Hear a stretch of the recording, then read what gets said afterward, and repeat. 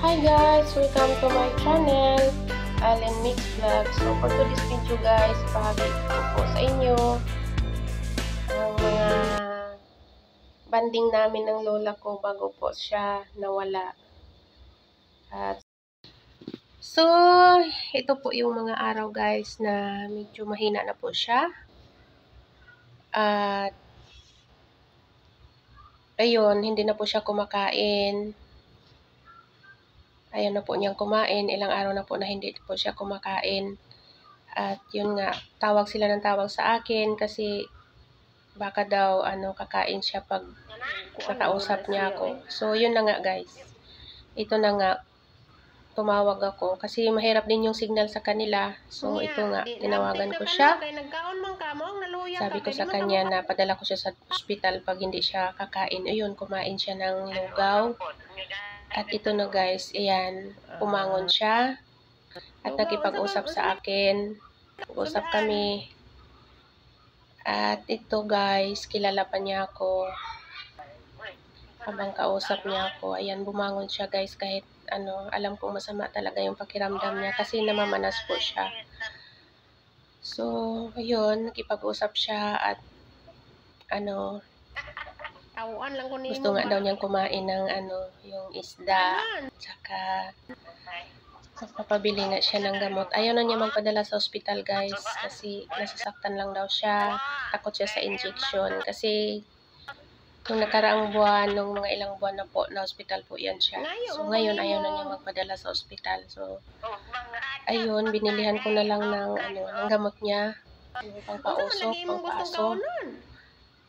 At pagkatapos namin nag-usap nito, itong araw na to, ayun, umiga na naman siya at ayun, parang ayun na din niyang bumangon. Hinang-hina na siya, nangihina na siya. At yun, hindi na kami nagkausap nung time na yun, ilang araw yun, mga 5 araw yata, hindi kami kasi kada tawag ko tulog siya, lagi na lang siya natutulog. At hirap na siya pakainin, ayaw na niya talagang parang yung lugaw, hindi na niya malunok at sinisip-sip na lang niya yung sabaw, yun na lang. At alam nyo guys, yung mga time na yun, ito kilala pa niya ako. So, masaya ako kasi nakikita ko siya na bumangon at nakipag-usap sa akin kahit alam kong nahihirapan siya. Dahil alam kong mahal na mahal niya ako. At siya kasi nagpalaki sa akin guys kasi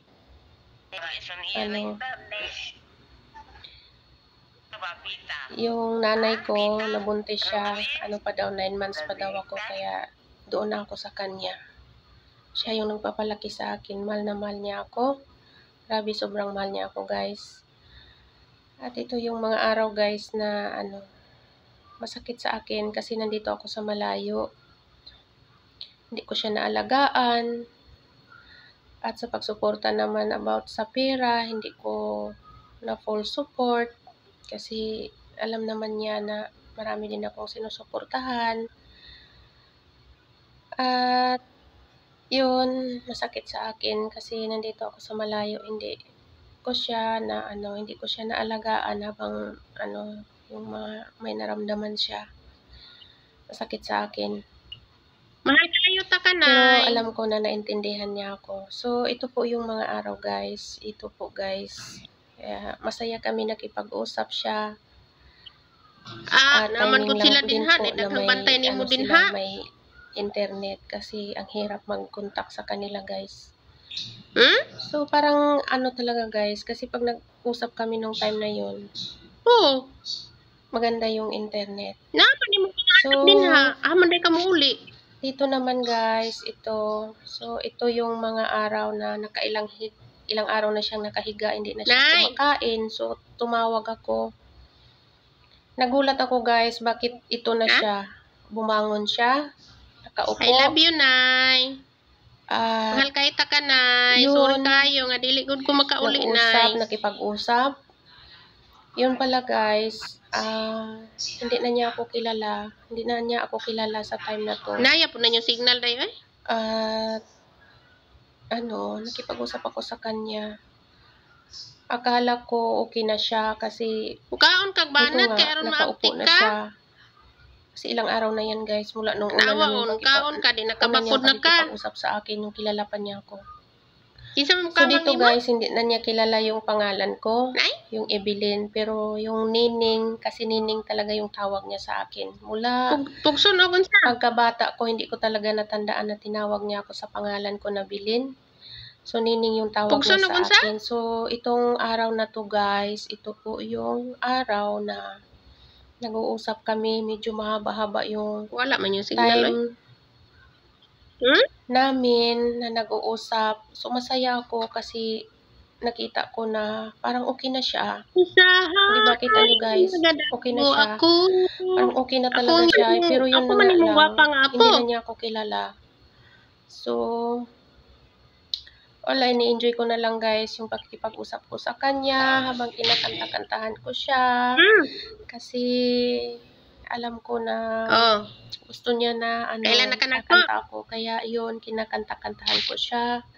Kahit mahirap ang signal guys. Kailan nakanako? Ayun, kinakantahan ko siya guys. Tapos, hinahanap niya yung mga anak niya. Naghahanap siya. Tapos, lagi niyang sinasabi na uuwi na daw siya kasi hindi daw niya lugar yan. I love you. May lalaki daw na gumagapang papunta sa kanya. So, parang iba na yung mga sinasabi niya. Pero hindi ko iniisip. Hindi ako nag-iisip ng nagana yang makaon day? Hindi ako nag-iisip na yun. Day? Yun na talaga pala yung last na pagkikipag-usap niya sa akin. Hindi ko iniisip yun guys. Ang iniisip ko, masaya ako dahil nakita ko siya na okay na siya. Masaya ako guys. Masaya ako nung time na yan. Tapos yun nga, nagkakanta-kanta ako. Matagal kami matagal kami nagbanding niyan. Tapos sabi pa nga niya, kasi may yung kapatid ng yung anak niya, si Mama Nini. Gusto niya pakantahin. So hindi kumanta si Mama kasi busy din daw siya. So, ayan lang guys. Ayun nagsasalita siya. Sayang nga, hindi maririnig yung niya. Yung screen recorder ko, hindi maririnig yung boses niya. So, masaya siya. Ayan. Sobrang saya. Masaya ako guys. Sobrang saya ko talaga guys. Masaya ako dito kasi akala ko talaga okay na siya dito. Pero hindi pala guys. Ito na pala yung last namin na pag-uusap. Isang araw lang guys. Isang araw guys na nag-uusap kami ito. Tapos yun, kinabukasan, pagkagabi, umaga kami nag-usap niyan, umaga sa Pilipinas. So pagkagabi tumawag ako ulit, hindi ko na sila makontak.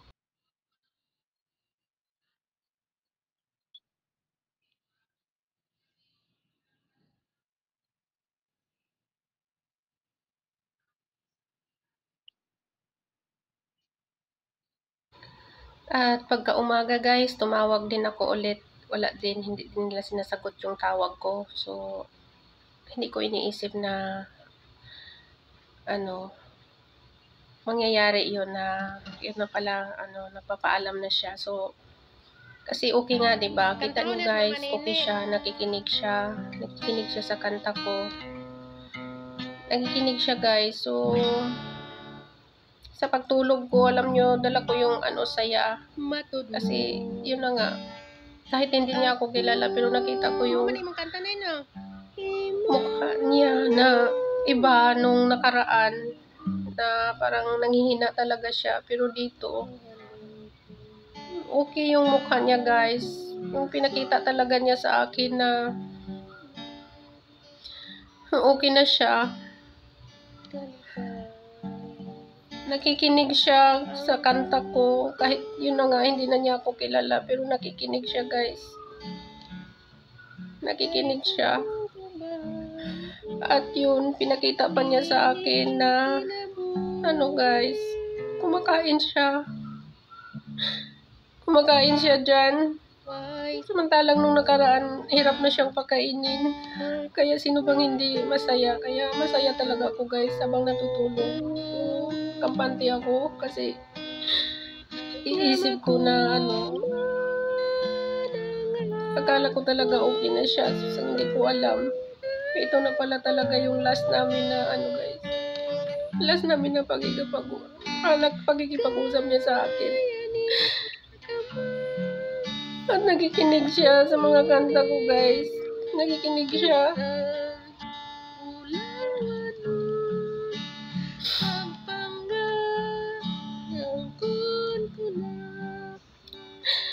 Kung alam ko lang talaga na ito na pala yung huli namin na pag-uusap.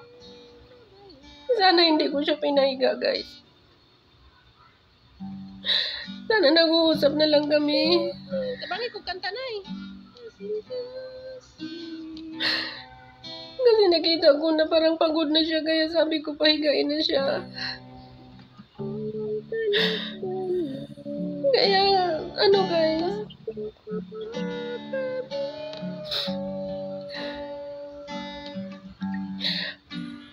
Masaya na masakit kasi alam mo bakit ako masaya, kasi yun nga, hindi na siya mahihirapan guys, kasi mas masakit yung nakita mo siya na hirap siyang huminga. Hirap siyang huminga guys, at nahihirapan talaga siya.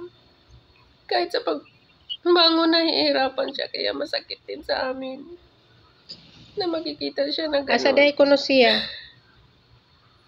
Pero masakit din kasi Ikuto hindi day namin ka. siya makasama. Hindi na namin makikita sa pag-uwi ko Ikuto day guys. siya? Ikuto day ka na? Hindi na namin makasama. Sobrang mahal. Mahal na mahal niya ako. Sobrang mahal ako ng lola ko guys. Sobrang mahal talaga niya ako. Kaya siguro itong mga time na to, pinakita niya sa akin na okay siya. Siguro para hindi ako malungkot.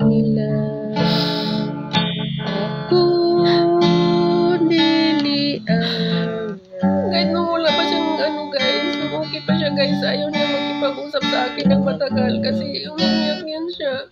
At nagtatanong kung kailan ako uuwi. Hindi kami magtagal mag-usap. Dito lang guys, itong time na to, mahaba yung oras namin. Mahaba yung pagkikipag-usap niya sa akin. Mahaba yung pagkikinig niya sa akin habang kumakanta guys. Hindi ko alam na ito na pala talaga yung last namin na banding. Hindi ko na siya makausap. Pag pagtatawag ako. Kantahon lagi daw kaniya man. Kaya nay, mahal na mahal kita. Salamat sa lahat-lahat. Sa lahat po ng pag-alaga mo sa akin. Nung maliit pa ako guys, hindi niya ako pag kumakain ng saging guys, dinudurog muna niya sa bunganga niya, tapos bago niya isubo sa akin. Hindi ko makalimutan yun. Kasi ayaw niya kumain ako ng saging na baka naman sakit yung tiyan ko. Kaya ginagawa niya guys, dinudurog muna niya sa bunganga niya guys. Bago niya isubo, bago niya pakain sa akin. Sobrang mahal niya ako guys. Minsan hindi ko maalala na nagagalit siya sa akin. Minsan hindi ko naririnig na tinatawag niya yung pangalan ko na Bilin. Nining talaga yung niya guys. Nining yung tawag niya sa akin.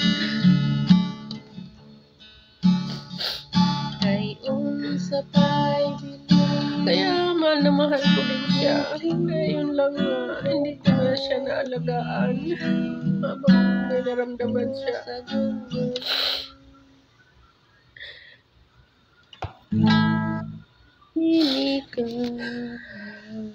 Kaya mahirap din pag ano guys, malayo tayo sa mga mahal natin. Lalo na pag ganito. Mahirap, wala tayong magagawa. Unsa ko na? Gusto natin iparamdam sa kanila kung gaano natin sila kamahal, pero hindi natin magagawa. Ayan, kita niyo yan guys. Kumain siya. Kumain siya guys. Yan talagang ano, yung sa isip ko na okay na talaga siya guys. Okay na talaga siya kasi kumakain na nga siya. Kumain siya dyan at uminom ng tubig.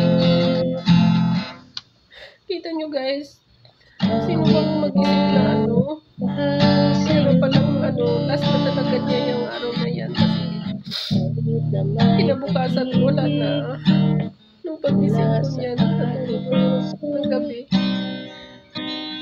pagka umaga, hindi nila sinasagot, tapos pagkahapon, alas 4 na sa Pilipinas, yung time na yun na nagpaalam talaga siya at hindi pa niya, wala siyang sinasabi o natutulog lang siya guys. Akala nila humihilig lang siya. Pero yun lang pala yung last niyang higa. Dito guys, pinakita niya sa akin ito, paghiga niya. Kasi pinapahiga na namin siya kasi alam ko pagod na siya eh. Kasi kung alam ko lang talaga na ito na pala talaga yung last guys. Sana hindi ko na siya pinahiga. Ikaw ang lagi kong Sana nausap na yung gabi. Sana kinakantahan mo na lang siya. ikaw ang aking mahal. Dito sa aking puso, wala nang papalit sa isang katulad mo. Kahit na magpapalipit. Sana hindi na lang ako natutulog. Sana kinakausap ko na lang siya. Di panday. Mahal na mahal kita, Nay. Mahal na mahal. Kaya kung nasaan ka man ngayon, bantayan mo kami. Ayan guys, alam nyo guys yun. Nakikinig siya. Nakikinig siya sa akin. Kahit pudol-pudol yung signal namin guys. Hindi ko talaga makalimutan tong araw na to. Minaw siya.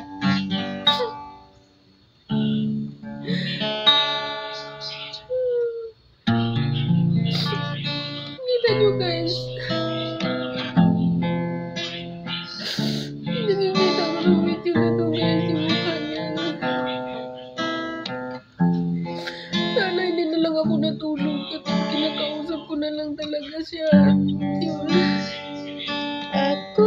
Pero alam ko pagod na din siya. Kailangan na diyang humiga. Pero yun nga guys. Yun na talaga yung last na paghiga niya. Ayan, tuloy-tuloy na yun guys. At hindi na siya bumangon. At yun nga. Pinabukasan. Wala na siya.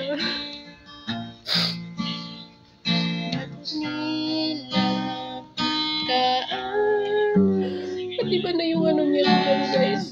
Yung hinahanap na niya yung mga anak niya. Kita niyo yun guys. Nakikinig talaga siya sa akin. Nakikinig siya.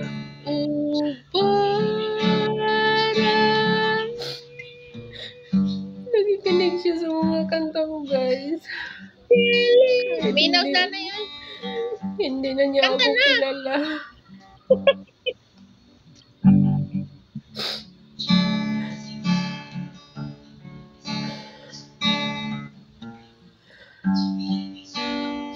Ang hirap.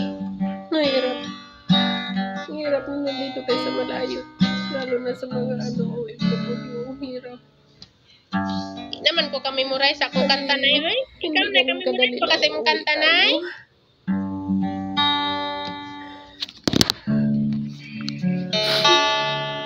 Unsa ganito imong favorite nga kanta, Nay? Nakita niyo yan, guys. Nakikinig siya. Nakikinig Usahay, siya dyan. nagadamgo ako. Nakikinig siya. Nga ikaw ug ako nagkahiguan.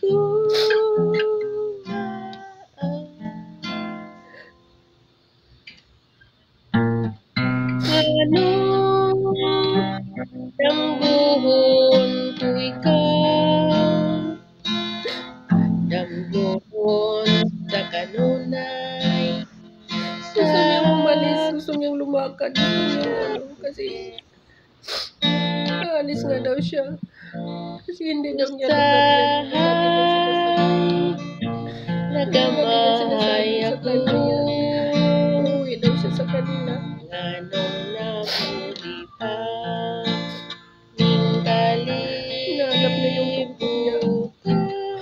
Hinahanap na yung mga anak niya. Sila ni Papa. Hinahanap niya.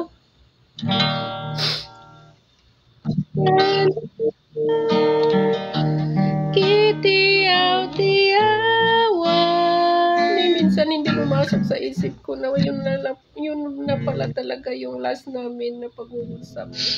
Hindi talaga pumasok sa isip ko.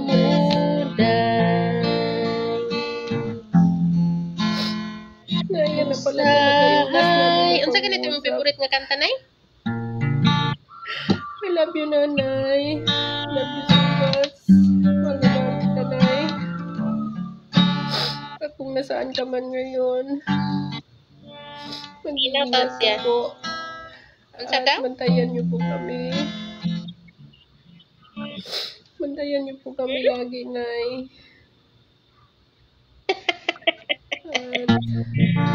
Mao man na imong favorite nga kanta. Usahay. Ha? Hang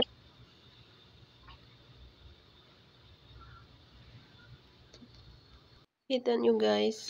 asa naman dayang pang paso? Sabi ko, pinapakantahin ko siya. Sabi niya, hindi daw siya kakanta kasi Ha? nahihirapan daw siyang huminga. Kaya makikinig na nga lang daw siya. Kasi daw, hindi siya makahinga kaya hindi siya kakanta. So, ito na, guys. Pinapahiga na nila, guys. Ayan siya. Ayan, pinapahiga siya. Alam niyo, guys, masaya ako dahil kahit pa paano nakipag-usap siya sa akin, binigyan niya ako ng oras. Pero okay na din kasi para hindi na po siya mahihirapan. Kahit masakit sa amin na hindi na siya makikita. Hindi na namin magkakasama. Pero okay lang. Ang importante, nagapahinga na siya. Kaya paalam po, Nanay. Paalam. Paalam po. Thank you po. Maraming salamat po sa lahat-lahat. Thank you po, Nay. Mahal na mahal kita. Mahal na mahal. Tulog ka, Nay? Sige na. Tulog siya? Sige na. Tawag raw niya. Tawag raw niya. Sige na, bye-bye. Uban sa mama nangge, day? Uban sa mama nangge?